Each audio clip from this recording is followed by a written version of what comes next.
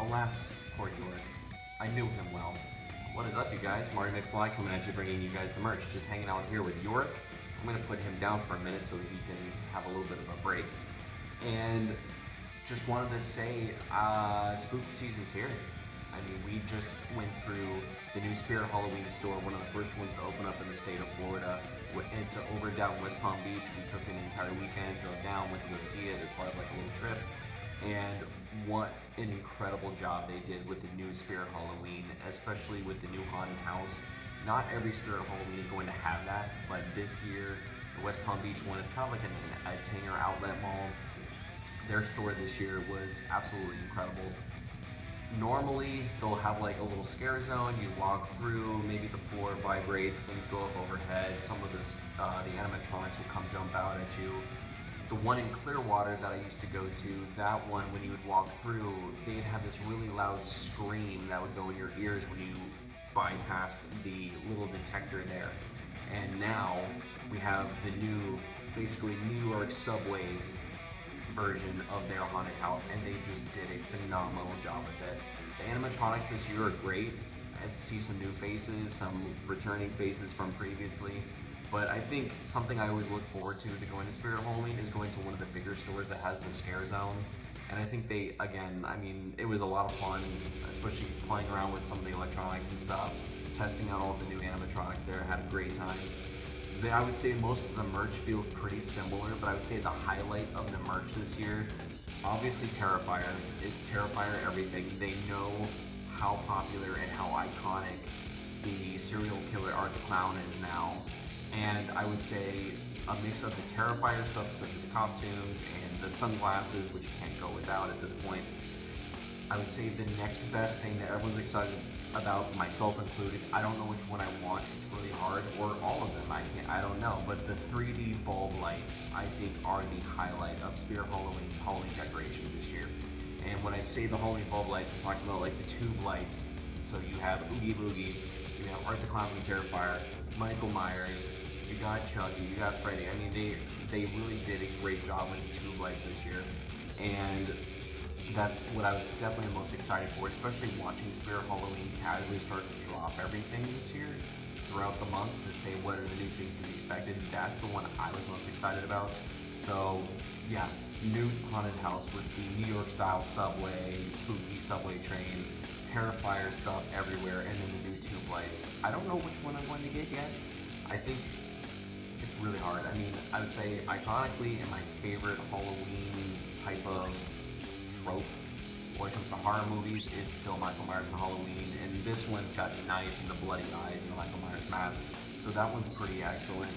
The Art the Clown one I think is vibrant, they really did a good job, but I love the Oogie Boogie. It's bright green, it fits anywhere, and it's not gonna scare the living hell out of my girlfriend. And I think she'll be a little bit happier knowing it's not Michael Myers and it's not Art the Clown, but we'll see. We'll see. It might take some convincing, but maybe she'll be happier with the Oogie Boogie one. Anyway, spooky season is here. It's August. It's been here for me since mid-May when Hobby Lobby started dropping little autumn things. Michaels came out with some really early Halloween Village stuff. They were already putting out the Village stuff July 1 in the state of Florida, and I think everyone's kind of jumping on the train that like early Halloween stuff does make us happier. I love summer, don't get me wrong. It's a great part of the time of the year. As a native Floridian, the heat doesn't really bother me until usually August, and then it's pretty bad as the humidity comes out. But early spooky stuff I think makes everybody, the world is crazy right now, and I think early spooky season stuff just makes us all happy. I'm always depressed on November 1st because it's over with, and my girlfriend likes to choose violence by saying Merry Christmas early. You know how that goes. But it's something I look forward to all year round, and I feel like just as much as I love heavy metal and death metal and music in general, I as much love Halloween and horror movies. And I mean, even comes to Christmas, I still would say The Grinch is my favorite thing. And I feel like The Grinch is kind of metal in its own way. So, it's a season, it's a time of year I look forward to the most. I'm so excited it's here. I hope you guys are buying cool stuff and enjoying the holiday, watching spooky movies, making your cider, getting the apple cider donuts, doing whatever it is that makes you happy. I mean, right now, I've been trying to catch in the occasional horror movie on the weekends and trying to decorate, hanging out here with York. and doing things that just get me excited for the season, even if it's just putting on a YouTube video of spooky sounds and all that stuff. So, you know, it's here. I'm excited. Happy Halloween season. Let's go. But that's not all. Of course, we're going to talk about some metal. It's been a while since we've talked about some metal on this channel. We were, you know, I think my last thing I actually talked about before the road trip video, which by the way, my Bednar's road trip video did terribly. So I guess maybe I'm not going to do those anymore. I don't know, because it did really bad. I mean, I know YouTube's doing its own thing, and a lot of YouTube content creators are kind of like suffering right now. Like someone I've been watching for years, Jeremy Cyrus, just got half of his stuff demonetized and taken off. So that's really unfortunate, and I know it's gonna happen, keep happening to more and more people. And you know, mine's not monetized. I do this for fun, and I've met some cool people through the YouTube, but I feel like everyone's kind of noticing that all their own content is being suppressed. Mine, especially, my videos used to get way more. And now my last video, my road trip video, which I don't think really had anything offensive in it. Maybe I cussed a little bit too much, but that one got dropped down to like 15 views. I was like, woo! So maybe maybe I'll back off on those and just keep going back to metal, where my bread and butter is from. So, like I said, we're gonna go talk about some metal. This is The Infection by Chimaira, my favorite metal band of all time. It came in this horrible wrapping plastic, and I know the history behind this vinyl record. There is actually some history to it. It's a phenomenal Chimaira album. This was a little bit of a difference for this band when they started going to the groove metal side of their music, and they even talked about it when Mark Hunter was recording it, and when the band was making this album, they said it's going to be different because it's a little bit more like groove metal. So they were absolutely right. I mean, I would say this is a slower album when it comes to the speed of the riffs itself, but it's a phenomenal Chimaira record. Several of these songs they play live every time.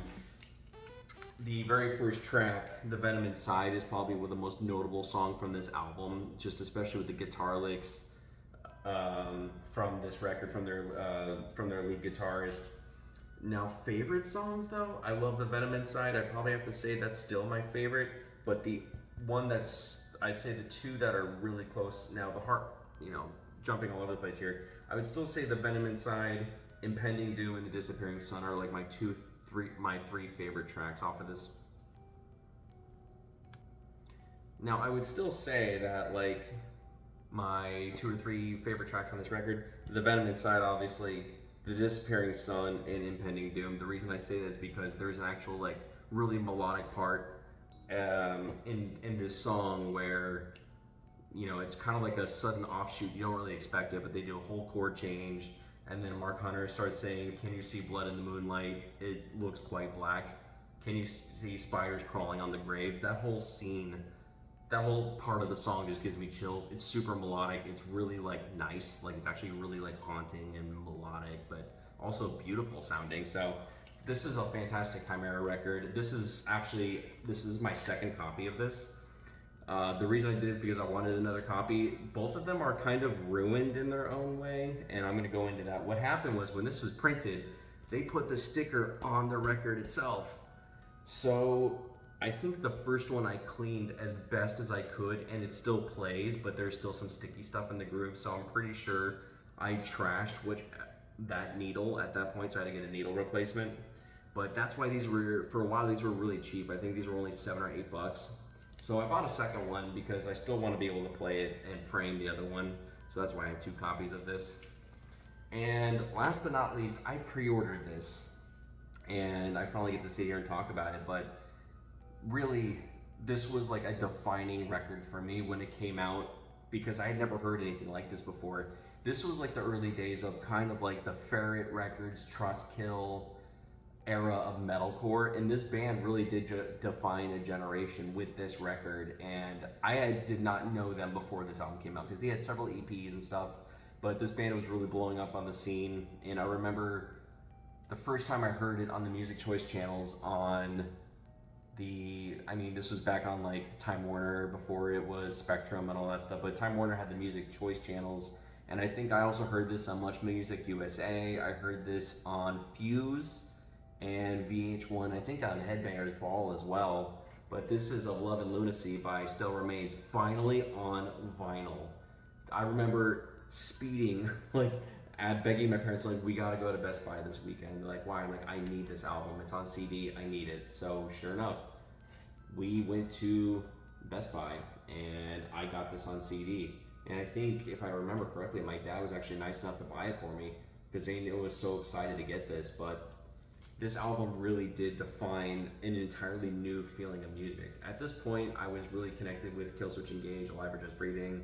I was really getting into It Dies Today, and then this thing comes out, and I heard White Walls for the first time. White Walls being the track I heard on the Music Choice channels, and it just blew me away because I had never heard anything like this yet, where you have the really good choruses, really beautiful singing, and then the breakdowns, but with the keyboards and the keyboard-ish breakdowns, not in the sense of attack, but I mean a piano breakdown. Like, I had never heard anything like that before, with the exception of maybe like what Sabotage was doing with Zach after John was out of the band. I think like Sabotage had really started kind of breaking off like these like piano breakdowns, you know, at you know, the midsections of the songs, but I had never heard it like these guys had done it. And it just absolutely blew me away. It ended up being one of my favorite records, still is one of my favorite albums of all time. A really iconic photo that's like super depressing. You know, just these groups of people moving in and moving into this one-story building in a totally blown away, deserted town. Just a really sad and depressing photo, but a phenomenal album. You know, notable tracks, obviously I said White Walls, but To Live and Die by Fire was really popular. The Worst Is Yet to Come. I would say, if I were to pick like a couple of songs that like aren't the ones that everyone else has already talked about, I would tell everyone to listen to Kelsey and listen to Recovery. There is a melodic part that I don't think I had heard a lot of metalcore bands doing at that point in time, where heavy emphasis on pianos, but the breakdowns, and then just this beautiful singing melodic chorus with multiple guys doing clean vocals together. And the melody was almost like a Frankie Valli in the Four Seasons-ish soaring melody, and then hit that with the breakdown. And I mean, that's, so when I heard Recovery for the first time, and you'll know what I'm talking about when you go towards the latter part of the song, you hear them singing, and all of a sudden the music stops and they still keep singing over it. It was just like, it gave me chills down my spine. It's one of my favorite songs of all time in music in general. I would definitely recommend checking it out.